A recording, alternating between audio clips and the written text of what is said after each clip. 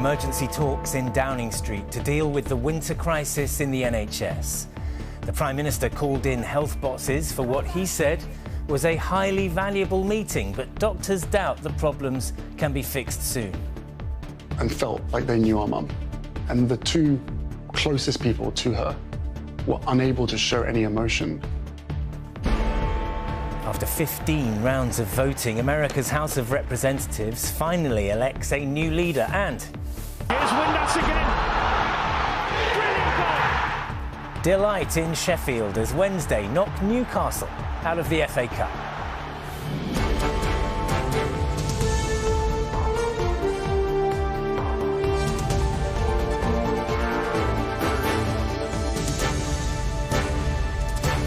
This is ITV News with Geraint, Vincent. Good evening. The Prime Minister said he was filled with enormous confidence after meeting health bosses at Number 10 today. He called it the NHS Recovery Forum. But if he thinks the terrible pressure on the health service is going to be easily relieved, well, he's likely to be in the minority. Doctors at the meeting said they doubted any real improvements could be made before next winter. And not invited to the meeting were the healthcare unions, who described the forum as a talking shop that could achieve little. Here's our political reporter, Amy Lewis. Good morning. How bad is the NHS crisis? They have been tasked with turning around an NHS in crisis.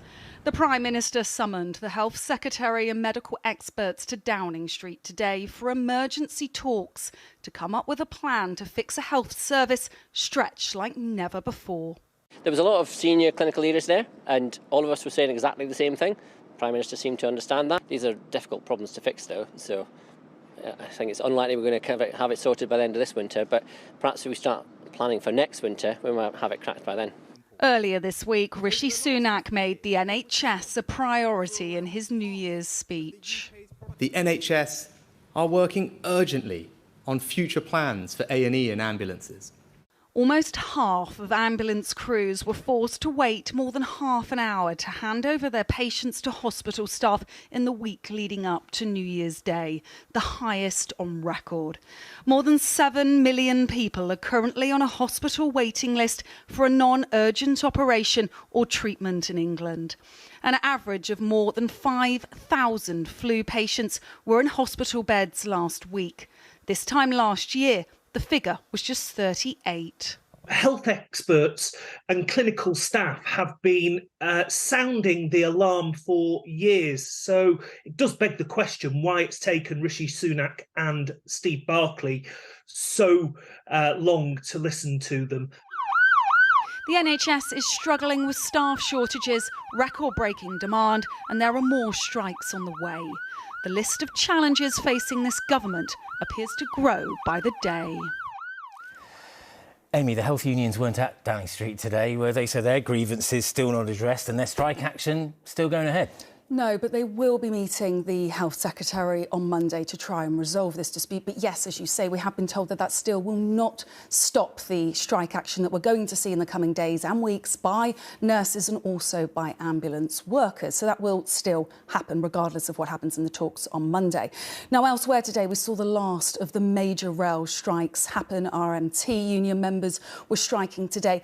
Now, their union and also as well postal workers unions will be meeting again, officials and government next week to try and resolve their disputes around pay and working conditions. But there's also new strikes on the horizon that we haven't seen yet. For example, junior doctors and also teachers in England and Wales will be balloted and are being balloted currently. The results are expected back in the coming weeks. So there are still strikes on the horizons that we haven't seen yet.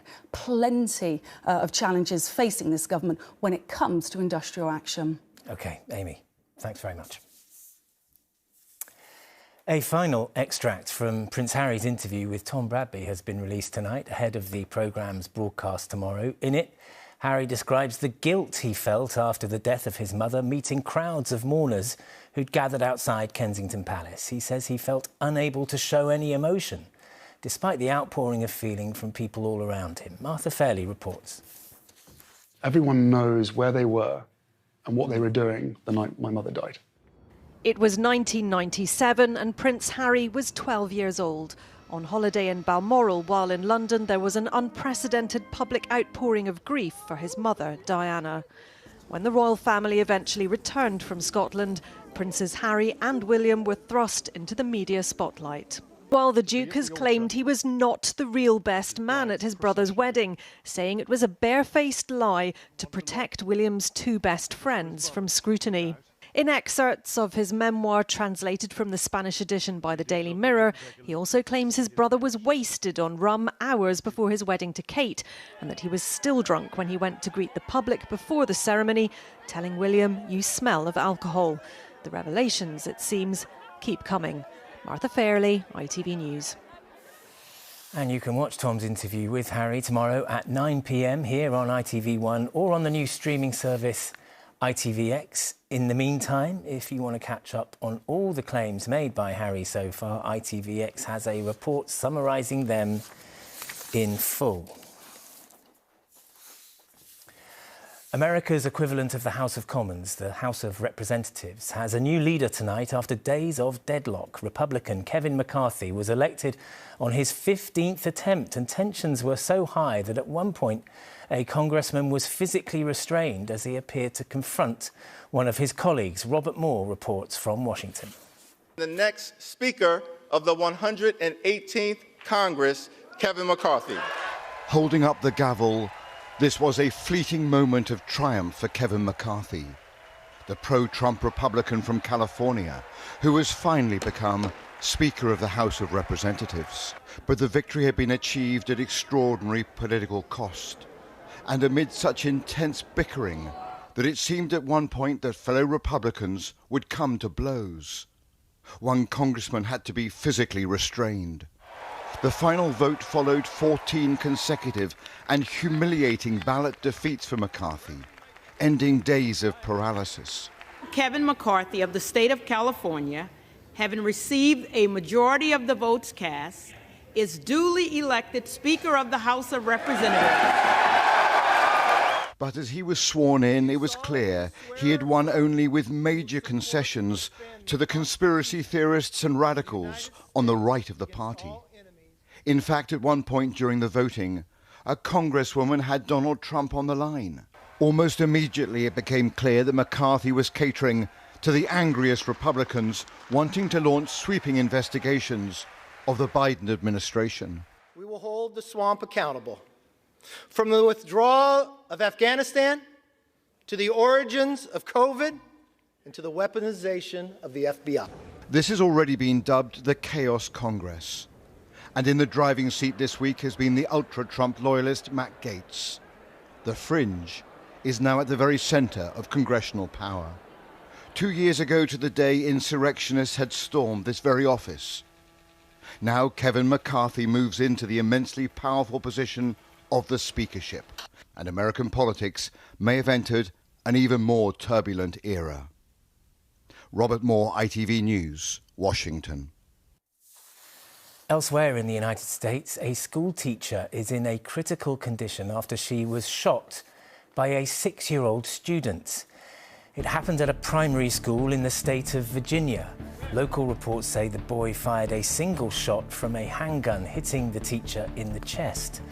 Police suggested the shooting was intentional, describing it as not an accident. The Foreign Office has condemned the execution of 2 men who were involved in the protests in Iran. Tehran says they were convicted of killing a paramilitary volunteer during an anti-government demonstration. And a Royal Navy warship has rescued the crew of a sinking tugboat in the Caribbean. HMS Medway responded to an SOS message yesterday and saved 5 crew members.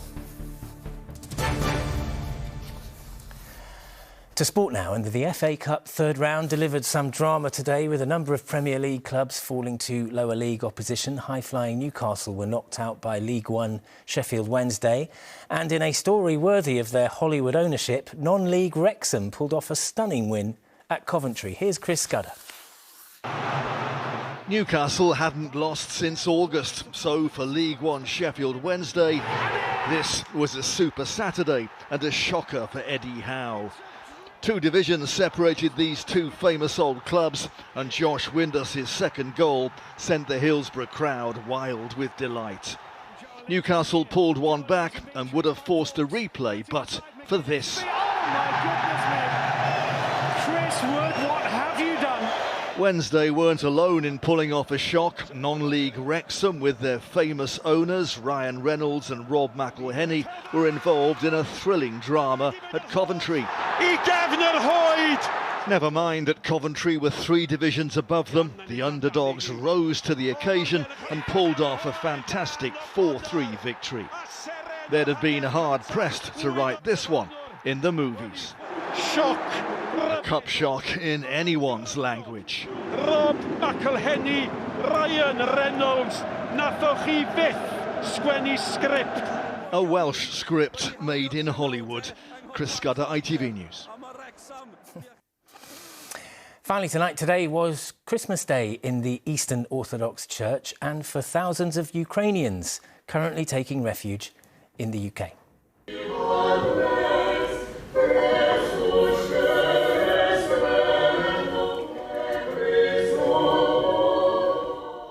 Special services were held around the country, with some people attending in their national dress. The celebration was tinged with sadness, though, of course, and a longing for home. This Christmas, we hope that the war will finish very soon and we will all come back together to Ukraine. And a happy Christmas to all who are celebrating today. The weather forecast is next from all of us here on the Weekend News team. Thanks for watching and good night.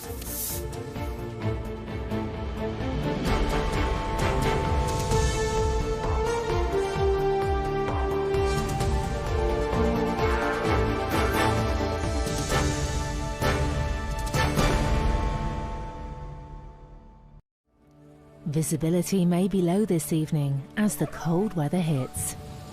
Heinz Soups sponsors ITV National Weather. Good evening to you. Staying blustery out there, we've got brisk winds, bursts of rain as the rest of the weekend unfolds.